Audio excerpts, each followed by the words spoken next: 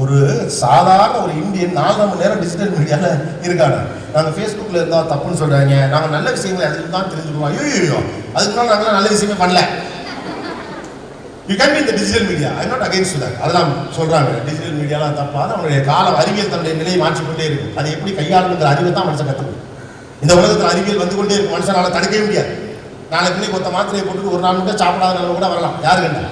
அறிவியல் தன்னுடைய வேலையை பார்த்து கொண்டே இருக்கும். அறிவியலை கையாளுகிற அறிவு தான் நம்முடைய அறிவு. அதுதான் பகுத்தறிவு. எது வேண்டும் என்றும் எது வேண்டாம் என்றும், எது எந்த நேரத்தில் வேண்டும் என்றும், எதை தெரிந்து கொள்வதென்றும் எதை தெரிந்து கொள்ளாது என்றும் தான் அறிவு. அதுதான் ஞானம். அதுதானே ஞானம் என்பது. தமிழன் அற்புதமாக ஒரு கவிதையை சொல்வார். தெரிந்ததிலிருந்து தெரியாத கெட்டுச் செல்வது ஞானம். தெரிந்ததே இது வந்து தெரியாமல் இருக்கிற போது தெரிந்ததிலிருந்து தெரியாது தெரிந்து கொள்வது எப்படி? தெரிந்ததிலிருந்து தெரியாததுக்கு இட்டு செல்வது ஞானம். நமக்கு தெரிஞ்சு வச்சிருக்கோம்னா அந்த அறிவு வச்சுக்கிட்டு அடுத்து தெரியாதவனை கண்டுபிடிச்சு தெரிஞ்சுக்கிறது பேர் ஞானம். ஆனால் தெரிந்ததே இது வந்து தெரியாமல் இருக்கிற போது தெரிந்தது வந்து தெரியாத தெரிந்து கொள்வது எப்படி? ஆனா எனக்கு இதுதான் தெரியுமே தெரியாத பட்சத்துல அதை வச்சுக்கிட்டு தெரியாதவனை எப்படி நான் தேடி பிடிச்ச முடியும்? அப்ப முதல்ல உங்களுக்கு என்ன தெரியணும் அப்படிங்கிறது தெரியணும். எனக்கு ஃபேஸ்புக்ல என்ன வேணுங்கிறத நீங்க தான் டிசைட் பண்ணி வரணும். Adult guys are not small people. Right? 18 வயசுல உங்க அம்மா தான் எவ்வளவு பொறுப்பா இருந்தது அதெல்லாம் ஒண்ணும் கிடையாது. ஆக்சுவலா 18 வயசுல உங்களுக்கு இருக்க மெச்சூர்டா நம்ம அம்மாக்களுக்கு இருந்ததே கிடையாது. சும்மா புழுகுங்க, பெருசா விழுந்துங்க. இந்த பாட்டிமா சிரிக்கிறாங்க, பட்டு கிடப்பா உண்மையை சொல்றாங்க. அப்பாக்கள் அண்ணாக்களின் அனுசரணையில் தான் அம்மாக்கள் இருந்திருக்காங்க, பெருசா உங்களுக்கு தெரியாது. அப்ப நீங்க இப்ப ட்ரை பண்றீங்களா நான் மெச்சூர், அப்ப நீங்க கரெக்டா ஹேண்டில் பண்ணணும். ஒரு அறிவியல் கருவியை சரியாக கையாளும் அறிவு உங்களுக்கு இருக்கும். ஒவ்வொரு காலகட்டத்தில் அறிவுக்கான டெஃபினேஷன் மாறும். இன்னைக்கு ஒரு அறிவியல் கருவி உங்களுக்கு சரியா கையாள முடியுமா? But as a media person, like a brother, I would like to share some of the things. Don't post very personal photos in any social media, any form of social media, whatever it may be. Encryption இருக்குன்னு சொன்னாலும் கூட WhatsApp line கூட if it is a personal photograph, don't do that. அப்புறம் பாய் friend கேட்குறான், friend கேட்குறான் அப்படிங்கிறதுக்காக special post பண்ணி pictures அனுப்பாது. இதெல்லாத்தையும் கொஞ்சம் வெளிப்படையாக சொல்றது எந்த தப்பு இல்லைன்னு நான் நினைக்கிறேன். நம்மகிட்ட பிரச்சனை என்ன வெளிப்படையாக பேச வேண்டியதெல்லாம் ரகசியமாக பேசுவோம், ரகசியமாக பேச வேண்டியதெல்லாம் வெளிப்படையாக பேசுவோம். அதான் சிக்கல்.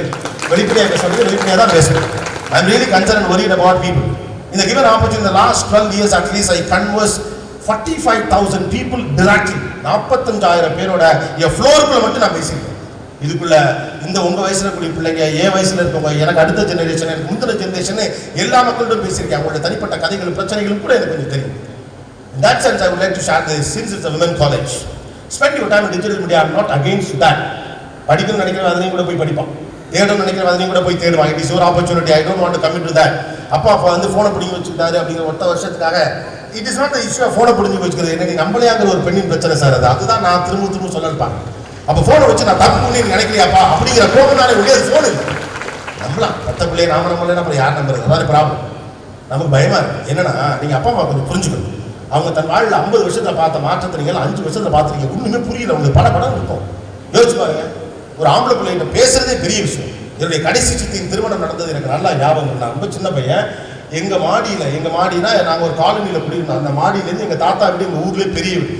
அந்த மாடிக்கு எங்க சித்தியா எங்க சித்தப்பா அவர் சொன்னார். யாரு? அத்தை பையன் அவரு.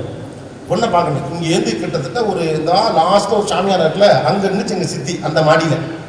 அதுக்கு இன்னொரு என் அக்கா துணை, எங்க சித்தப்பாவுக்கு நான் துணை. இங்கேருந்து கையாட்டினார். யாரு? கட்டிக்க கொண்டாடிக்கிட்டேன். அவ்வளோ க்ளோஸ்அப்ல பார்த்து கல்யாணம் பண்ணிருக்காங்க அந்த காலத்துல. இன்னைக்கு அப்படி இல்லை. அப்போ பயமா இருக்கு உங்களுக்கு. யாரோ பையன் பேசுது, அவன் நல்லவனா கெட்டவனா புரிஞ்சுருக்கா புரியலையா? எனக்கு 18 வயசுல இந்த பக்குவம் தானே என்னுடைய பிள்ளைக்கும் இருக்கும். ஐயோ தப்பா போயிட்டானா என்ன பண்றது? முள்ளு மேல சேர விழுந்தாலும் சேர மேல முள்ளு விழுந்தாலும் விழுகாது, பயப்படாதீங்க. ஆனா நீங்க கான்சியஸா இருங்க. படிக்கிறேன், அறிவு இருக்கு, எனக்கு புத்திசாலி, உலகம் எனக்கு தெரியும். உங்களோட டிஜிட்டல் மீடியா புத்திசாலி. Every data is collected. Hope you guys are getting the informations. இன்னைக்கு ஃபேஸ்புக் உட்கார வச்சு கேள்வி கேட்டுட்டு இருக்கான். நம்ம பெருசா கேட்கவே இல்லை. நம்ம மார்க் ஜூக்கர்பர்க் விட்டு ரவுண்ட் கட்டான் சிங்கப்பூர்ல அவன் கம்பெனியை.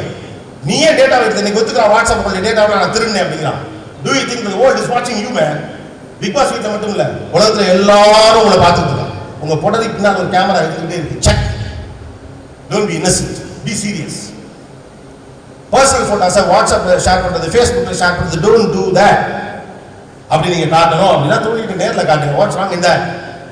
அப்புறம் புகைப்படங்கள் எடுக்கிற போது டக்குன்னு போஸ்ட் பண்ணாதீங்க. செல்ஃபி எடுத்தா பெண் பிள்ளைகள் செல்ஃபியை டாப் ஆங்கிள் வச்சு எடுக்கிறீங்க. எடுக்கிறப்போ அதை ஒரு தடவை பாருங்க. அந்த பிக்சர்ஸ்ல எல்லாம் கரெக்டா இருக்கா? ஆர்வத்தில் உடனே நீங்க இப்போ போய் பீஸா கண்ணல சோறு தின்னது நாட்டுக்கு ரொம்ப முக்கியம். ஒரு 10 நிமிஷம் கழிச்சு அதை போஸ்ட் பண்ணாங்கன்னா வாட்ஸ் ராங் இன் தட்? போட்டுட்டு உடனே க்ளோஸ் பண்ணாதீங்க. If you post it, go and check. Post பண்ண பிறகு ஒரு FB-லயோ வாட்ஸ்அப்லயோ ட்விட்டர்லயோ நீங்க போஸ்ட் பண்ண பிறகு அதை ஒரு தடவை பாருங்க. அடுத்தவன் ஷேர் பண்றதுக்கு மேல தப்பு இருந்தா டக்குன்னு delete பண்ண பாருங்க. டிஜிட்டலுடைய பிரச்சனை என்னன்னா, once it is shared you can't delete. அழிக்கவே முடியாது. பிளாஸ்டிக் மாதிரி அது. டிஜிட்டலுடைய பெரிய பிரச்சனை அதை நீங்கள் அழிக்க முடியாது என்பது மட்டும்தான். ஸோ பிளேஃபுல்லா இருந்துறாங்க, அவ்வளோ மட்டும்தான். You be enjoy. எனக்கு அதில் applications I mean Twitter, I mean Facebook, I mean Insta too, I run YouTube channel. But be aware, handling science and technology is the crisis. நான் எல்லா ஃபோன்லையும் கேமரா இருக்கு. ஃபோன் விளம்பரமே கேமரா விளம்பரமா தான் பண்றாங்க இல்லையா? இந்த ஃபோன் நல்லா பேசலாம், காதில் விழுந்து விளம்பரம் பண்ணானா என்ன? இதில் நீங்கள் இப்படி போட்டா இருக்கலாம், அப்படி போட்டா இருக்கலாம். சாவு கிளம்புங்க, செத்து கிடக்குறான். மை டேட் என்ன, மை தாத்தா பாஸ்ட் ஒரு பக்கி போட்டோ போடுது. You are becoming insensible.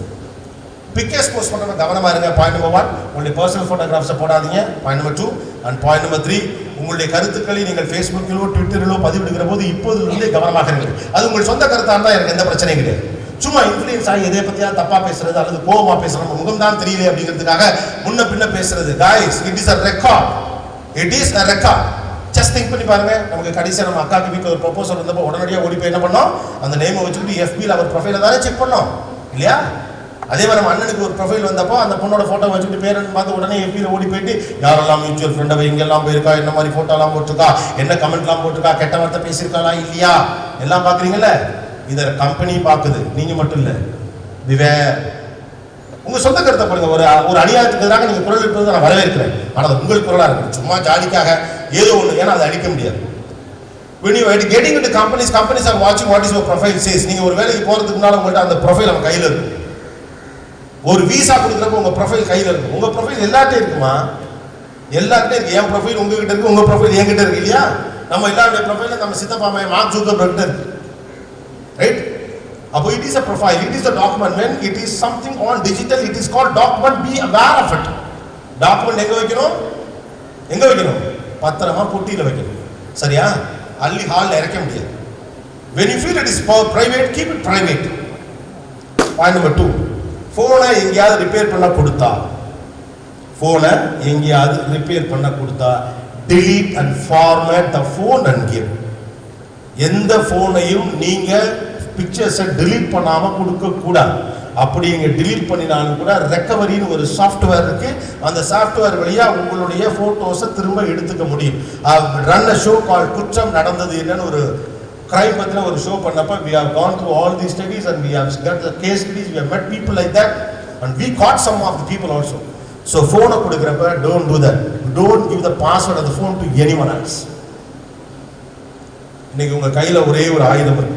அந்த ஆயுதம் உங்களை காப்பாற்றும், உங்களை காலி பண்ணும். நீங்க எல்லாரும் என்ன சொல்லி வீட்டில் ஃபோன் பண்ணீங்க, கேட்டீங்க? அவசரத்துக்கு நான் உங்கள்கிட்ட பேசுறதுனா எப்படிப்பா, ஏதோ நீங்க காஷ்மீர்ல போர் முனையில் இருக்கிற மாதிரியும் பாகிஸ்தான்காரங்க நெஞ்சில துப்பாக்கி வச்சுட்ட மாதிரி ஃபோன் கேட்டீங்கல்ல, அது ஆயுதம் தான். It is no more a foreign body now. It is a part of a body today. Please be aware of it.